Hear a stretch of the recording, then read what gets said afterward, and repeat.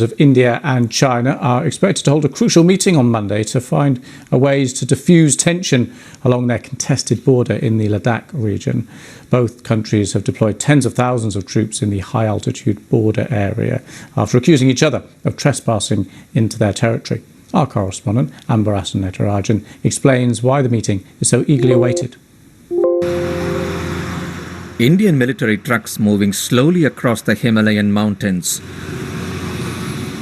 These are carrying supplies for the frontline troops in the Ladakh region before the winter starts. They are catching up with their formidable opponent, China, on the other side. This snow desert has become a battleground for two of the world's largest armies. Their undemarcated border has been a source of tension for decades. Both countries have overlapping border claims.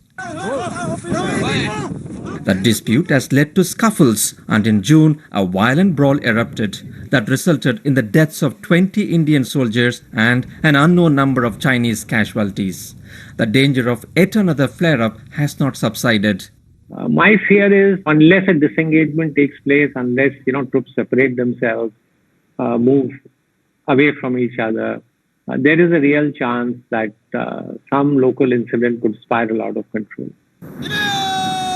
The aim of these Chinese propaganda videos is to deter the enemy. And the message is not just for Delhi. The Chinese President Xi Jinping has asserted that Beijing will not give up an inch of its territory.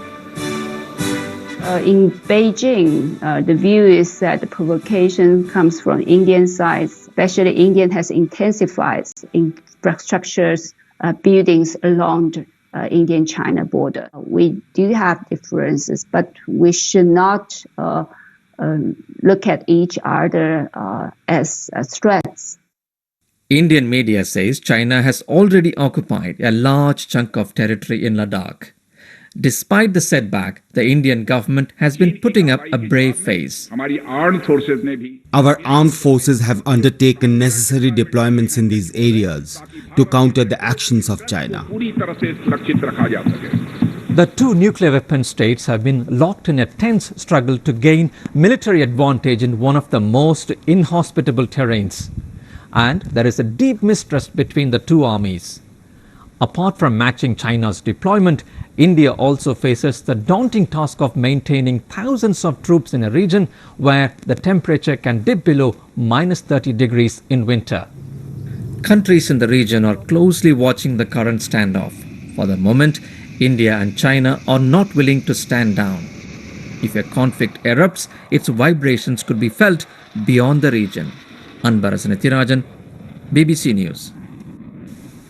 Just want to bring you a quick bit of breaking news from the White House. This is via Reuters, saying that the White House doctor, Sean Conley, says that President Donald Trump took a COVID-19 test on Saturday, which showed that he is no longer a transmission risk to others. He said in a statement that the tests show there is no longer evidence of actively replicating virus. But the White House had no immediate comment on whether the doctor's statement indicated that the president had tested negative for the virus or not. So that breaking news is coming from the White House. Next, North Korea has shown off previously unseen long-range ballistic missiles at a special military parade. The event in Pyongyang marked the 75th anniversary of the governing party. Laura Bicker reports. Each step must be marched with precision. Each cry should be with fervent devotion. This small state is known for ostentatious military parades, but the choreography that went into this pre-dawn display was unlike any other. Leader Kim Jong-un emerged in a Western suit and embraced his loyal followers. Social distancing is clearly not required here. He claimed his country was free from COVID-19. Let me take this opportunity to console the people all over the world who battled the disease caused by a malicious virus. I sincerely hope people can keep their health, happiness and smiles. Above all, I feel very grateful for all our people being healthy and sound.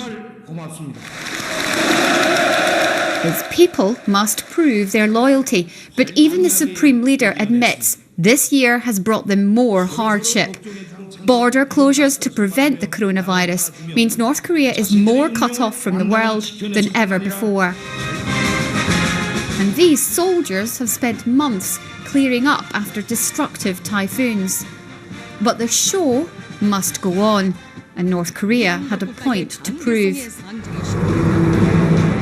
The finale featured an array of new missiles, including a long-range ballistic weapon developed despite strict sanctions.